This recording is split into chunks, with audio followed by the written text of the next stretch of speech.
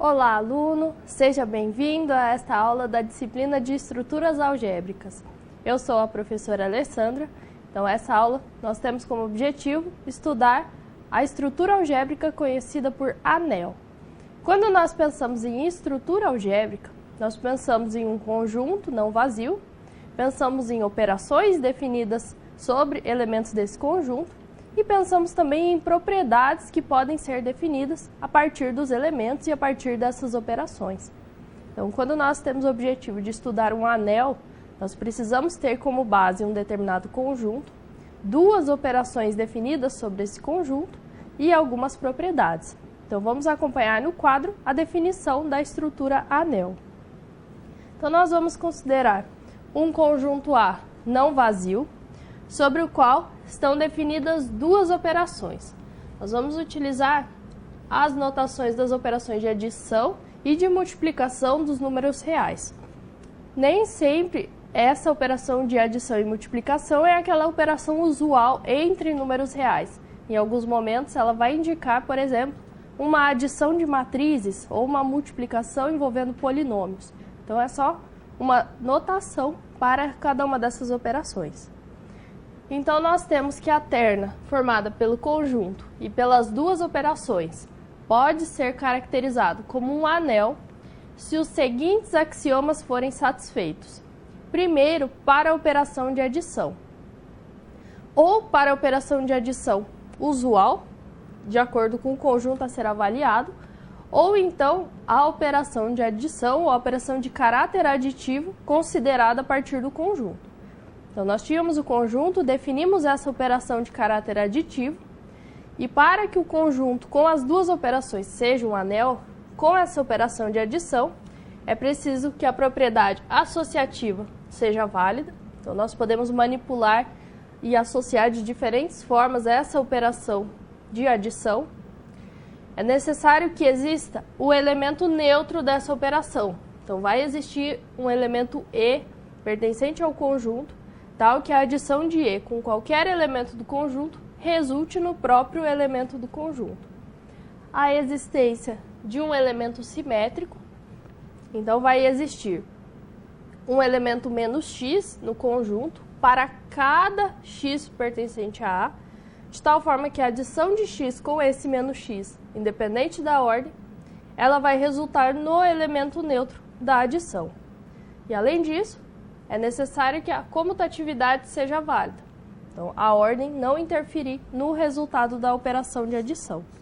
Então, para que o conjunto com as duas operações ele seja um anel, primeiro, o conjunto com a operação de adição precisa satisfazer a essas quatro propriedades. As três primeiras estão associadas à definição de grupo. Então, o conjunto com a operação de adição ele precisa ser um grupo. Incluindo a comutatividade, nós temos que o conjunto com a operação de adição ele deve ser um grupo abeliano. Então, nós temos a inserção dessa definição do grupo abeliano também na definição de um anel.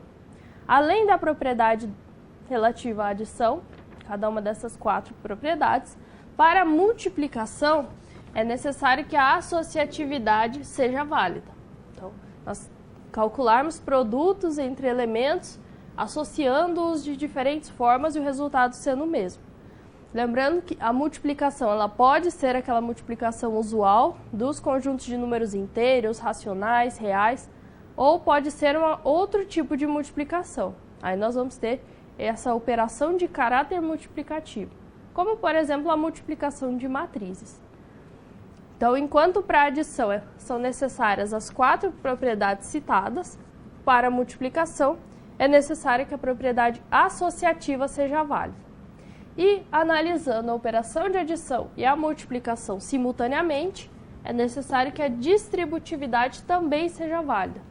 A distributividade do produto em relação à operação de adição, né, da multiplicação em relação à adição, ou da adição em relação à multiplicação. Então, nós temos essas duas possibilidades da distributividade, que se nós formos analisar e comparar com um conjunto de números inteiros, por exemplo, é a mesma representação da operação da propriedade distributiva nesse conjunto de números inteiros. Então, na verdade, a definição de anel ela vai generalizar muitas das propriedades que são observadas, por exemplo, no conjunto de números inteiros. Mas por que isso vai acontecer? Porque o conjunto de números inteiros, com a adição e com a multiplicação usuais, ele também é um anel. Então, agora nós vamos observar alguns exemplos de anéis partindo dos conjuntos numéricos. Então, vamos acompanhar no quadro. O primeiro exemplo que nós temos é o conjunto dos números naturais. Então, quando nós adotamos o conjunto de números naturais com as operações usuais, esse é o exemplo de um conjunto com operações que não é um anel. Por que ele não é um anel? Porque quando nós pensamos na operação de adição, não existe um elemento oposto aos elementos do conjunto de números naturais. Os opostos seriam os números negativos, que não pertencem a esse conjunto. Então, o primeiro conjunto, conjunto de números naturais, ele não é um anel. O conjunto de números inteiros, ele pode ser classificado como um anel. Se nós formos comparar todas as propriedades características dos anéis com as propriedades que são satisfeitas pelo conjunto dos números inteiros, nós vamos observar que são propriedades análogas. Por isso, o conjunto Z, com as operações usuais de adição e multiplicação, pode ser classificado como um anel.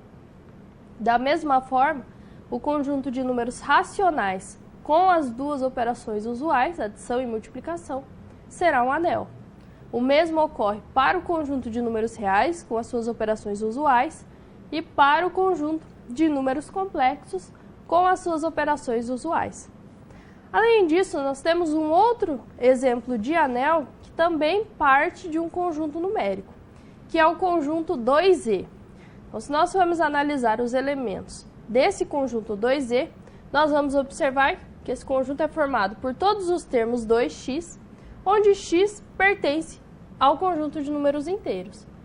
Se nós formos explicitar alguns dos elementos desse conjunto 2Z, nós teríamos, por exemplo, o menos 2, o 0, 2, 4 e assim sucessivamente. Então, esse conjunto 2Z, ele contém todos os números inteiros que são pares. Quando nós estamos analisando esse conjunto com a operação de adição, utilizada também no conjunto de números inteiros, e a multiplicação do conjunto de números inteiros, nós vamos ter também a estrutura de um anel. Então, os conjuntos numéricos dos inteiros racionais, reais e complexos são exemplos de anéis, considerando as operações usuais de adição e multiplicação. Sempre é importante se referir a qual tipo de operação que está sendo considerada.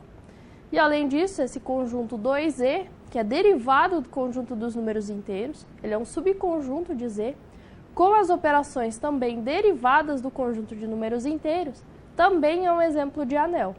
Existem diversos outros tipos de exemplos para os anéis, como, por exemplo, estudar um conjunto de matrizes, estudar um conjunto de polinômios com operações usuais. Então, nós temos outros exemplos de anéis. Mas sempre que nós estamos nos referindo ao anel, precisamos ter um conjunto não vazio, ter as duas operações definidas sobre esse conjunto e todos os axiomas indicados sendo satisfeitos para a operação de caráter aditivo, de caráter multiplicativo e a distributividade.